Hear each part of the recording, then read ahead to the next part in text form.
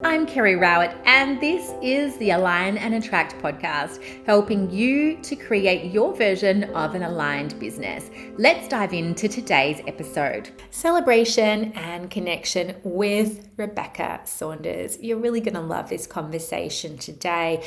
It's a beautiful reminder to celebrate what it is that you have achieved. So Rebecca has a really awesome story to tell. She came out to Australia from the UK when she was really quite young, and in order to be able to stay in Australia and to secure a visa, she started a company, and that company needed to be able to pay her a salary and employees' salaries pretty much from day one, which is extraordinary to think that she was able to achieve that. And she talks about how and why she believes that she was able to achieve that.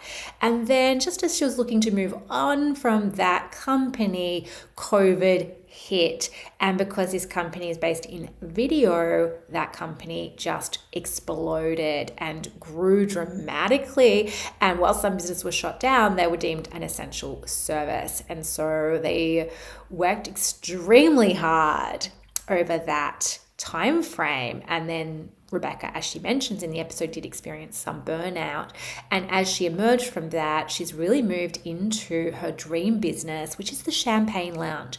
And this is where the celebration part comes in, because this is the purpose of the Champagne Lounge. It costs $1 a day to join this membership, which Rebecca has created. And it's an online community for ambitious business owners who want to find their people and celebrate life's wins, big and small. So there are multiple meetups during the week online, which you can optionally join. There's no curriculum, there's no learning. It is a space for celebration and connection. I really do believe Rebecca has got a gift for connection, and she talks about some tips and even advice for what you can do if you would like to develop your ability to connect, whether that is personally or to really expand out your business network as well.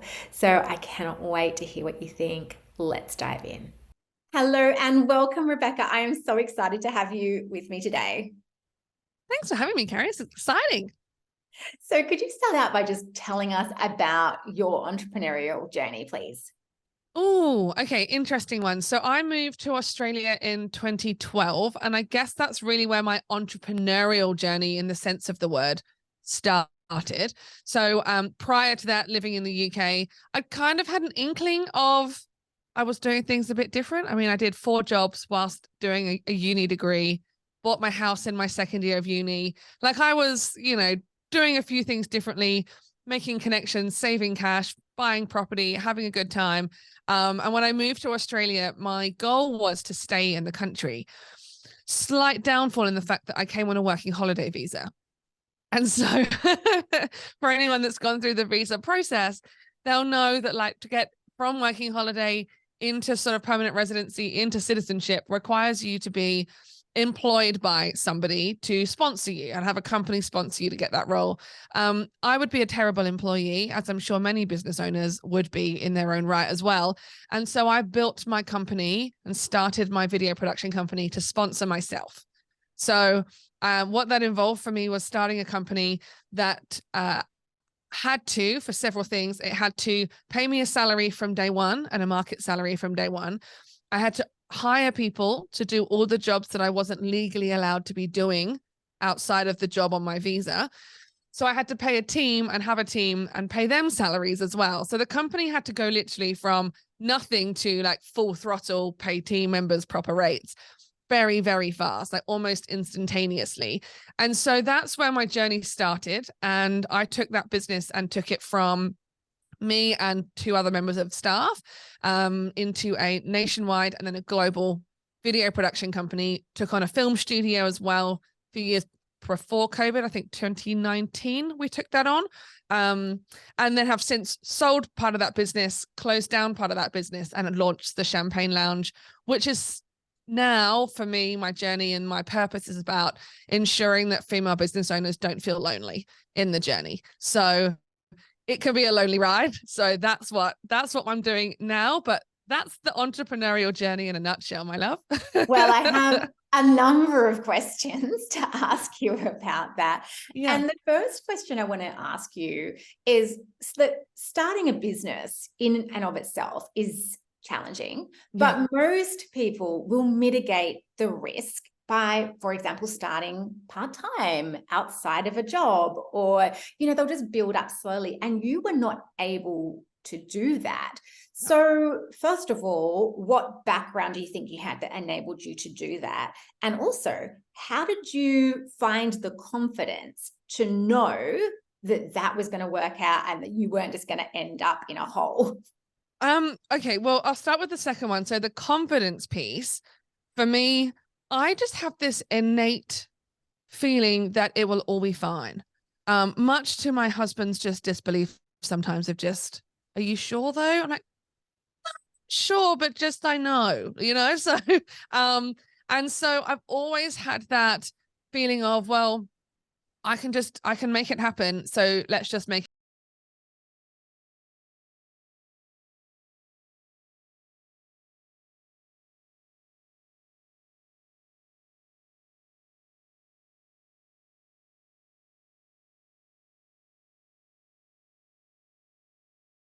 it's going to have, it's going to come. I can visualize it. I can see it. I can feel it. Like, I'm practically walking through my house now, which is a massive reno zone. It's a heritage house.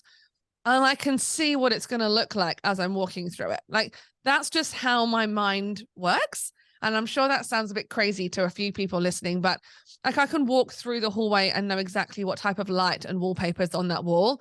And I can see it so clearly in my mind that it might as well be there. And so that's kind of been how I've done the confidence piece. And then I guess the other flip side to that was I moved countries. And so I fully believe that I probably wouldn't have been able to do what I did if I'd stayed at home in the UK with that safety net. And on the edge of that safety net, you've got the double-edged sword of also with that judgment box as well. Like, you grow up with people who know you a certain way and also have their own expectations on how you're supposed to do things, or how society is supposed to do things, or how careers are supposed to be planned out. And so moving to another country, I came in going, I'm going to be like Marmite, I think. Like, I'm going to be me. And the Marmite reference, there was an advert a long time ago in the UK. I won't go into the Marmite Vegemite thing for all of the Australian listeners that I know are listening to this, but Marmite's advert was, you either love it or you hate it. And that has just been my mantra since moving to here to Australia was, I'm going to be me, and you're either going to like it or you're not. And if you like me, you're my people, I'm my clients. And if you don't, then cool, you're not my person. And so between those two things, I think that's what stood me in the grounds to make things happen. Yeah, so it's like some quite robust belief systems in there and quite robust mindset, but very consciously chosen by the way that you're describing it. And so, for example, when you're talking about the house, like, you could look around your current home and just be like, oh my gosh, all I can see is expense, and all I can see is hard work and unknowns. How long is this going to take? And when is this actually going to happen? But instead, you're very consciously choosing to focus on what the end result is going to be. And then you're just imagining that, aren't you? And it's like, well, I know we're going to get there. Yeah, it's a deep knowing that it's there. And actually, the person you described that's not me is my husband. Like, he literally looks at it and going, oh my gosh, can you just stop spending money? And I'm like, I'm just describing it. Nothing's been spent yet. Like, but in his world, I'm spending it, right? So, yeah, there's just this knowing. I can't explain it more than that. I can almost touch it. You know how you can imagine what something might taste like? I can imagine what the curtains feel like. Yeah, I think there's a learning piece for everyone listening right now. If you just think about a goal that you have and apply this same kind of mindset to that, just try it on for size if it's not something that's so familiar to you, and imagine it happening. So if it's a certain size of business, or if it's something you're trying to create, or something that you want, like you want to like buy a home, for example, and just imagining it has happened and what you'll be seeing and what you'll be feeling. And as you said, Rebecca, that does not necessarily have to involve like spending lots of money. No, not at all. Like I've got little things that I've bought, and I tend not to buy things that I'm not going to use straight away, because I really don't like things just around causing clutter. But I have this beautiful salt and pepper shaker that I bought in America that I just know like that's going to be stood in the corner of the kitchen and I can see it. And they're just stood on the side and I haven't used them yet because I don't want to use them until I've got the kitchen to like use them in. But yeah, they're just there. So even something very small, that didn't cost me a lot of money to do, but something very small that I'm like, oh yeah, that'll go in that spot. Oh yeah. And it's like got a that. visual anchor for you. It's Yeah. like, well, here's the one piece that is going Yeah. to be in the final kitchen, but it's the one piece. Yeah. So you could do It's the the one same thing. thing, just Yeah. to expand on this. You could do that one thing for yourself with your own goal. Like, what is an anchor that you could create or that you could purchase? So you could be looking at that and going, that is just a part of the final vision. And here it is already in my reality. Completely. And I've got a friend that calls that micro upgrades. So like, don't necessarily wait for things, but you know, if you are looking at your crockery or your cutlery every day and going, oh, this is terrible. Like, babe, just go spend $50 and buy nice crockery that makes you smile every time you open the cupboard. You know, so it's not spending a lot of money. You could even be like new cutlery from the supermarket for one of, you know, just freshen it up a little bit. And then it will just add such a different energy to the space that you're in because you'll feel different. Instead, you'll be like, oh, I get to use this new thing rather than, oh, this is just the chips in this drive me crazy. Yeah. Totally. So you kind of skimmed over COVID when you were telling us your entrepreneurial story. And look, COVID had a big impact on a lot of businesses. Some that was a negative impact, but for you, it actually had a really positive impact. So could you talk us through that? It did. So pre-COVID, so at the beginning of 2020, I had got to the point in my video business where I went, you know what? I don't want to be doing this in this way anymore. Like it's not filling my cup anymore.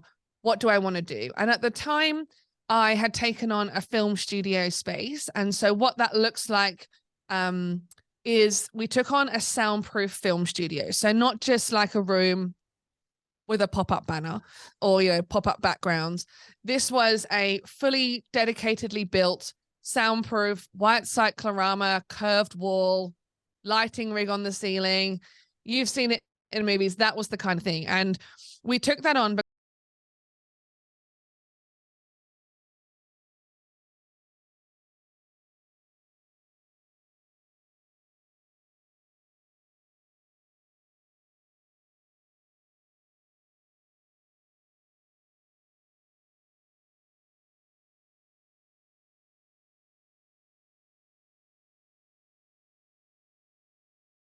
in 2019. I tripled my rent, not my team, not my income, but just tripled my rent because I knew that the studio space was important.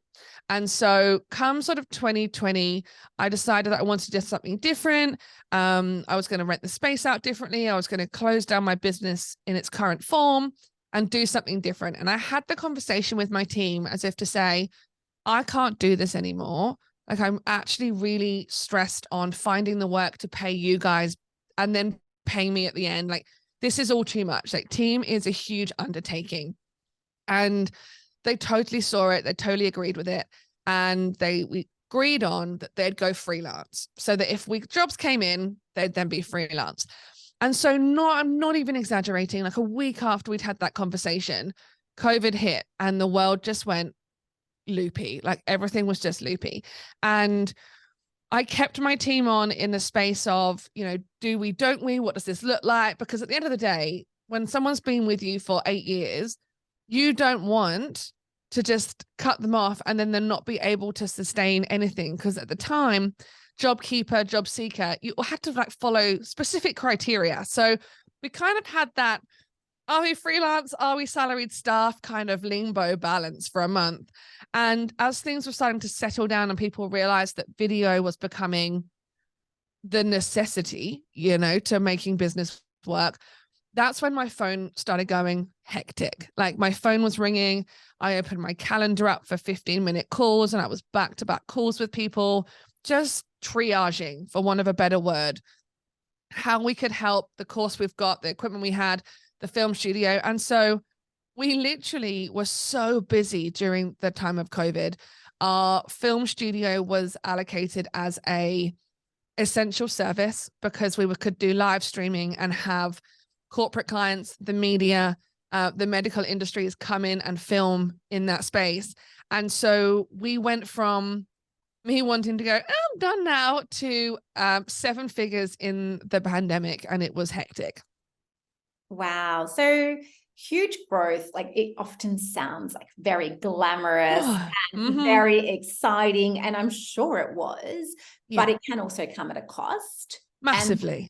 And so talk to us about that. So the cost factor to that, several things. The film studio was a windowless soundproof box. So whilst, yes, on the outside, I could go to work and keep doing my job and make things happen, and my livelihood wasn't impacted in a negative way, but more in a positive way, we were in a windowless soundproof box.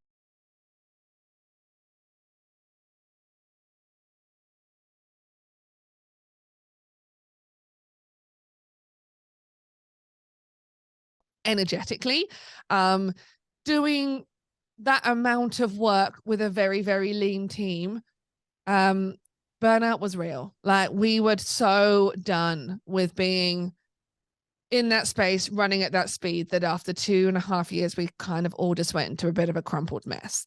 And so, going hard and fast is fun, but you need the breaks. And unfortunately, we didn't have the breaks because we didn't A, put them in, and B, there was nowhere to go. So like COVID meant that we couldn't go anywhere. And so we just worked and we made it work for people and we made it happen. But that came out of significant cost to me specifically because I was running project. My team worked dedicatedly hard. Like they were also wrecked. But as a business owner, you have that next level of they're doing the doing pieces. You're having the client comms and all the important stuff that comes with running the business. And we were doing productions interstate and internationally. I filmed in more locations around the world during the pandemic lockdowns than I have done at any other time in my career. And that just is blown my mind. I mean, I can see it in your face now, just going, what? Like, how did you do that? Because we had the ability to send 1 or 2 crew members into specific locations for specific projects, and we had to work within the restrictions of the country and the state each time, which kept moving. And so all of those moving parts and late nights and time zones and like I look back at how do we actually pull it all off, really? Like It was huge. And you mentioned burnout. How did you recover from that? I still haven't fully. The burnout when you get to that point is pretty severe. So for me, I got to a point where I couldn't look at my computer screen for more than an hour a day. Like it was insane. Way I've sort of got around that is I've put a lot more structure and boundaries into my world. And I was very good at that pre-COVID. So after that, I've had to sort of look at what my non-negotiables are. Like what am I prepared to do or say no to? And, how do I protect my energy and protect my time? And so examples of that looks like I don't start work before 10 and I don't really want to work past 4, really. Like if I'm in the zone and I've got something on, great. I'll sort of tinker on things, but I don't want to. Like you won't get me in a meeting or get me on a call outside those hours. I don't want to work Fridays. So you know what? I don't unless I choose to. I batch things a lot. So I give myself this week when we're recording here, I'm recording 20 podcasts for my podcast this week as well. And so I've given myself the zone I've given myself time between them, and I know that it's all going to be done. And Mm. so coming out of that, definitely just working out what I need to do in terms of, cool, I can focus with time batching, and I also need to just put in the balance of life as well as Mm. business. Like, you need to add those things in. Yeah, it's critical, isn't it? Yeah. And I think COVID was so difficult for so many people, like for all sorts of different reasons. But like you said, you were so limited often in what you were able to do. So the normal coping mechanisms that all of us might have, a lot of those were taken away. And so I think there were a lot of people who just devoted more time to work if that was something they could do. Exactly. And I think that's why, you now have the hustle culture of having to break that again, because you've got people who got up in the morning and went, well, I might as well log on, or I might as well keep working. And so, yeah, I think it definitely had a lot of negatives and bad habits formed that really take a long time to fix.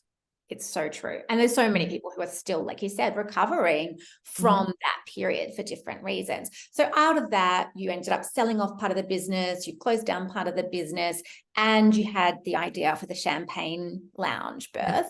So how did that idea for the Champagne Lounge arrive? And maybe you can share as well, like, what is the Champagne Lounge?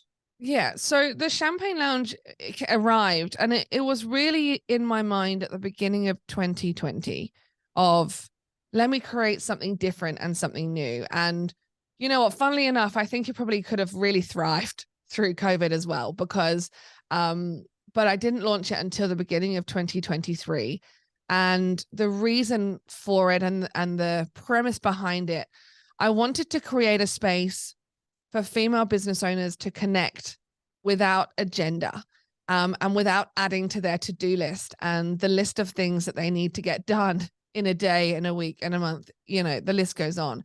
And so I've built something and creating something that I don't think there's anything quite like it out there. I haven't found it, because we don't, it's a community that's online, it has some in-person events, but we meet virtually, and you can come and be part of it if you want to be. And so it's a hard thing for people to get their head around if they're like, but what's the structure? Oh, there is none. Oh, but I can't shop at that time. Cool, then pop in when you can, babe. That's fine. Like, I wanted to create something that was ease and grace. Like, I've got it on my vision board here. Ease and grace. That was my phrase for the year. Reinvention with ease and grace. And just do it so that it's easy for people to go, oh, I just need to have a conversation about whatever it is you want to talk about. And then there's someone there that will happily chat about it with you. Yes. You don't, and so that's where the whole no agenda comes from. Because if I said, okay, today we're going to be talking about cash flow, or today we're going to be talking about this, you'd be like, well, that's not relevant to me. Or like, you've just added to my stress now, because that's another whole list of things I've got to go learn, skill up on, talk about. That's not what it's about. I wanted it to be a lounge that you could come to as though it was walking into the local coffee shop or the local pub or to the park when you just want to chat to other business owners about life.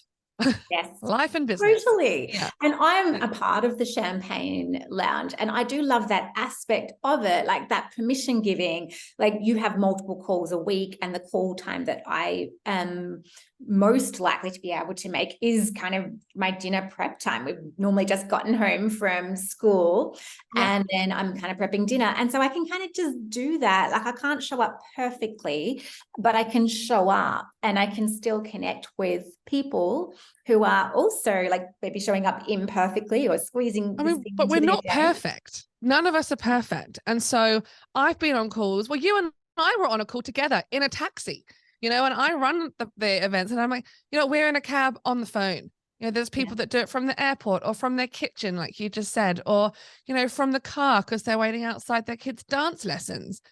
Awesome. Like, just that I feel so proud internally that I've gone, it's a space where people feel comfortable enough just to show up and have a chat and say hi for 5 minutes, for 20 minutes, for a whole hour if they want to, from wherever they are doing whatever they're doing. And there's no judgment. Owners. And Yeah. so because of the quality of the conversation and because of the different things that everyone is doing, like there are these opportunities to learn as well. Like the most recent conversation I had with someone, we're talking about ads, and she's like, oh, okay, well, how much were you spending? And how much was your conversion cost? And just things like that. And so it can get into some nitty-gritty conversation as well. But it's just really dependent on the day and who is there in that conversation. So Yeah. yeah. And it's not forced. It's just a natural conversation where you go, so what have you been up to this week? Oh, I've done this. Oh, I'm trying to do that too, or, oh, tell me more. So yeah, I think it's just magical. Yeah, so Yeah. good. And so going back into startup mode, though, it can be like a little bit Yeah. confronting because it's, you've had this very successful business. And even though a new business can be successful quite quickly, equally, there's often, stages of growth of you, like, and learning and so on. So how have you managed your mindset during these early stages of a new business? Can I say wine's involved? Look, I'm not gonna lie, there are days where I'm like, what are you doing? Like, Mhm. seriously, what are you doing? And the reason I say that is because on the outside, I've gone from turning over like 6-figure months to, I don't know, a few thousand at the moment a month. So like it's massively different. But I look at it and I look at my video projects that come in, and this is the reason I've, quietly closed things. I would look at that and it would drain me so much to answer the emails, or just drain me in, oh my gosh, I just don't want to answer those questions. I mean, I've got some beautiful clients who I've worked with for a long time, which I will continue to do a few projects for. It's not as often, but it got to a point where I wasn't enjoying it, and it was draining me to the point that I was going backwards energetically, feeling like I was being dragged into that burnout piece. And so I don't want to go back there. I don't want to do that. And so I want to be doing work that lights my soul on the fire, that I enjoy doing. And the market now and the economy is so different to what it was 10 years ago, 11 years ago when I started my business. And I'm charging people $1 a day to be part of the Champagne Lounge, right? So it's a numbers game. It's a growth game. It's a matter of getting as many women in as possible to make it financially sustainable. And I will be doing more speaking and talking about my journey and my life with alopecia and all of those things to supplement what I'm doing with the Champagne Lounge. But I know that my energy is in the right place and that I'm having the impact on the world that I want to have. And so I know it will work. Like, it comes back to that first thing. It's like, I know, I just know I just need to tweak it a little bit more, or talk about it a bit more, or, try a little different technique in terms of marketing, and people will hear about it. So Totally. It's that yeah, trusting your intuition, isn't it? And trusting in your own vision. But equally, it's not ignoring what is happening, because sometimes we can think, oh, to have that level of positivity, I'm going to have to ignore what's happening and just focus on what I do want, which is not what you're doing. You're like, sure, I might need to tweak things. I might need to add things to make this make sense for me and to make this work for me. But you've got this confidence that you can do that. yes. And I've also put in place, I've sort of put in place a bit of a traffic light system. So when you take on these big changes, I'm a big believer that you need to take along the people in your world for the ride, right? Like, so you need to take your husband or your partner or your spouse, whatever that looks like for you. So for me, it was, hey, babe, I want to do something different and change it all up a bit. And so we looked at what our finances were and went, we're in the green zone now. This will be the amber zone. This is like the total red zone that we don't want to touch. And that's like the levels of our savings for our life, right? I don't want to, what I'm doing is scary in the sense that I'm doing something brand new, charging something completely different, creating something that doesn't exist, going back into startup phase. But I know I've got my eyes on the numbers over here. Like, I've got to keep tweaking and pivoting. And that's my drive. Like, that element is almost as strong, if not stronger for me than getting citizenship. So I know that it will happen. Like I know this is going to work, And I but I don't think want people for listening you, to go, there's the nice safety net there. Like, how are you doing it? Because I was asked that question. I was asked when I was on stage a couple of weeks ago, well, you've talked about your husband having a like a salaried job. Does that mean you've got a safety net? And I'm like, no, like because our lifestyle can't be sustained on one income. So it needs to go and it needs to move fast, or I need to tweak it and pivot it and change it. And it's hard to do. And there'll be times where I crumble and sit like feeling like, what am I doing? But I'm not going to not get up the next day and keep going. So yeah, for those listening, it's not a happy bubble safety net. It's just a knowing that it's going to happen. It's going to exist because people keep joining and enjoying it. totally.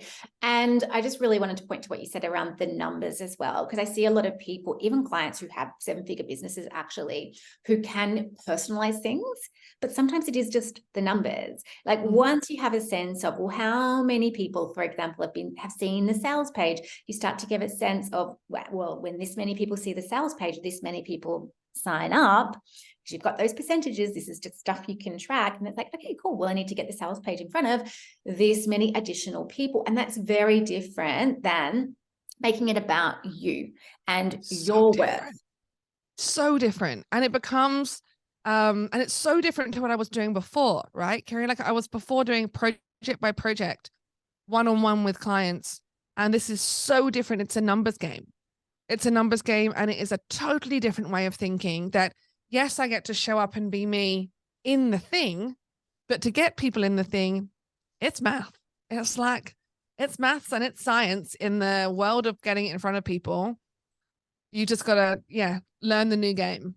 And I think that's an important piece as well. Like it's not just the numbers, because we've all got these person-oriented businesses where like people are connecting with us and wanting to work with us. So our energy is important.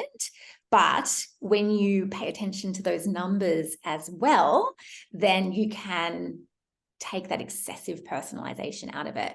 I wanted to ask you about connection, because I really see this to be one of your gifts. So Rebecca and I connected in Noosa when we went to a conference, and then we've caught up since. We both went to Tina Tower's launch house and we've chatted over the phone but I see that you have a lot of connections with a lot of different people. So what advice do you have for others who would just really love to create more connection in their business, or more of a network? Yeah, like I am a firm believer that a network and a community, your personal community, isn't just around business. So one of the things that I'm really hot on is really taking an interest and care, ask questions, pay attention when you ask them as well. You know, one of the things I learned very early on is talk less, listen more. You're like, oh, okay, let's really take it on in. And that's really hard to do, particularly if you're an extroverted person that just likes to go blah, blah, blah, blah, blah, blah, blah. Like you actually just need to train yourself into asking the questions and listening. And so one of the things, that's a really important piece. And then, but anyone listening now that just going, yeah, how do I meet people? Smile at people in the street, go to the same coffee shop. Doesn't have to be daily. You go once a week, or even once a fortnight. I've just moved to a new town in regional New South Wales, and I made it one of my, I gamified it to myself. I do the same loop with my dog every morning. And I see the same people and I smile at the same people, and I pop into the same coffee shop on a Monday, and they know me and they'll wave at me on a Wednesday as I walk past, but I don't feel obliged to go in and buy something from them, and nor should I. They're not going to not wave at me because I'm not buying a coffee. But that's the stuff we tell ourselves. We tell ourselves, oh, I can't go in there, or I can't wave or walk past that person and make eye contact because they'll want me to buy something. No, they just want to say hi as much as you want to say hi to them. And so finding something in your daily routine that you could just say hello, comment, smile, anything like that can really just start to boost your confidence in having a conversation. If you're at an event or anything like that, try just opening a conversation with a compliment to what someone else is wearing. Like you don't have to make it business orientated to grow a business network. The Champagne Lounge is proof of that, right? We don't get together to learn a specific thing or for me to teach you a specific skill. We get together for a conversation about whatever the hell you want to talk about. And so that really is testament to you can start a conversation with anybody about anything. So compliment them on their shoes, on their jacket, like, oh my God, I love your earrings. Where are they from? And then that person will automatically go, oh, that made me feel great. I'll tell you, you know? Of course, there's the odd person that's like, don't talk to me, but don't let them put you off. But I think that's really important. And I then have a number of tactics that I use in my world, so that I know that I met you in Noosa, for example. Like I will have that in my phone in a certain way that I'll be able to go, cool, I met all these people at this conference in this way. I've got people in Mudgee. They've all got wine glasses next to their name in my phone. So if I'm looking for anyone in Mudgee, I just type the emoji in. You know, there's little hacks you can use that people don't realize you've done because you don't need to tell them, that make them feel like you know who they are all of the time. And all you could have really done is go, oh, I know she was at this thing. Let me just type in whatever emoji or whatever word I saved in the contact at the time for that particular event or whatever it was. And you'll find them in no time. It's just finding what works for you to make you seem like, not seem like, because you do care in doing it, but so that you make them feel like they're top of mind. And then business will flow afterwards. Like it will just flow. It doesn't have to be about work. I love that. And there's something else in there that I'm hearing as well, which is something I try and do as well. And it's that being willing to go first. Oh, yes. Yeah. Yeah. I think that's really important. And I'll share, you know, when we moved here, I said to my husband found me in the garden, like just crying at the table. He was like, what's wrong? I was like, oh, just feeling really lonely. He's like, but you've got the Champagne Lounge and all the community and all the things. I'm like, I know, but I want more in-person things, but no one invites me to in-person things. And he said, but you're the person that invites people. Yeah, but that's great, but I want to be invited. And he goes, no, but you're the person that invites people. Right. So I've had to really reframe that because I'm the person that invites people. So I'm the person that hosts the Christmas party that everybody looks forward to. But if I don't organize it, no one else will. Yeah. And so that's that going first piece, right? It's like, they'll help me if I ask for help, 100%. And I've had to learn that as well. But you've got to be sit back sometimes and go, well, maybe I do need to go first, or maybe I am the person that has to do the thing first before everyone else gets on board. And it can be really exhausting. And if you feel like that, like, come have a chat with me and we'll get on together fine. But yeah, it's that willingness to go first, I think, is really important. Yeah. And you've got a freebie around connection. Can you share that with us? Yeah. So I put into a bit of a download at rebeccasaunders.com/help, my framework for asking for help. And so it's called the Ask Absolutely Anybody for Anything framework. And it's just what I do in terms of it's actually 5 really easy steps of being able to just follow, to ask anybody for anything, like down to asking the neighbor, hey, I'm away next week. Can you put the bins out for me? To someone going, babe, I don't understand Facebook ads. Can you help me with that? But like crafting the conversation so that it doesn't feel too salesy or too needy. And so, yeah, it's exciting to see that one come to life. I love that. And I have heard, actually, I think it was research that said sometimes when you ask for something, or you ask for advice, or you ask for help in some way, obviously not in a way that's super onerous on that other person, if you don't know them very well, it can actually lead to a greater sense of connection. Massively. And you know what? People want to help. Like you stand in front of a room of 100 people and you ask people to go, how many of you like love to help others? Hands are up. Like, how many of you love to ask for help? Hands are down. Like, come on, people. Like, the people around you want to help you. I remember during COVID, I messaged one of my neighbors. I'm like, babe, this is really random, but have you got a pestle and mortar? She was like, sure. So, and I've got down to ingredients that I'm making a recipe, and I'll go, oh no, I'm out of this. I wonder if so-and-so next door has one. Me and my neighbor pass lemons and onions across the fence all the time. Like, I used to do that with my neighbors too. I loved right? it. Because there's always something. It's part of that, comes back to that conversation that we were just having at the very beginning of, there's always someone that's going through the same thing, or that will share their stories if you ask them. It's like you with the Facebook ads, right? Like you jump in and, oh, cool, someone's here to talk about it. Someone's there to help. You just need to have the confidence and build that confidence muscle and that courage muscle just to ask for it. I love this conversation, Rebecca. Yeah. Where can the listeners find you and how can they work with you?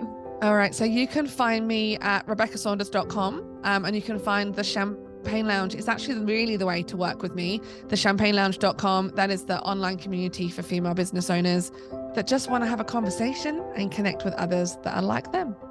Amazing. Thank you so much. Thanks for having me.